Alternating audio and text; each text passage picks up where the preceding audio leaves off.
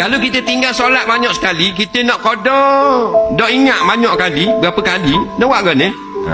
Dengar molek. Ni masalah ramai. Dulu lara lah. Tak? Dulu lara tinggal semayang, main bola, ada yang cuai, main kereta, macam-macam weseng lah. Makan kerja berniaga. Lah 3-4 tahun, dak semayang. Dia ni mari insaf, alhamdulillah. Pak tukang tanya ni alhamdulillah dah. Makna sekarang dia telah insaf. Nah, makna pintu syurga Tuhan buka dah dia. Nah, orang insaf ni Tuhan buka pintu syurga. Walaupun dah minum insaf tak ada minum arak pun. Nah, tapi dak ingat banyak mana nak qada. Dengar molek. Jawabnya mustaq qada. Bayar dulu. Ada masa qada semayang. Dah tu tak tahu banyak mana.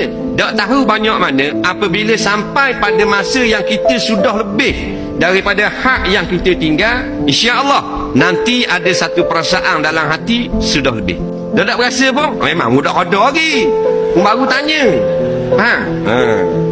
Qada lah dulu, qadanya tidak tanya kamu. Start kita qada, dia akan ada satu perasaan. Insya-Allah Tuhan akan beri rasa lebih dah. Bila lebih dah menjadi sedekah. Berhenti setakat tu.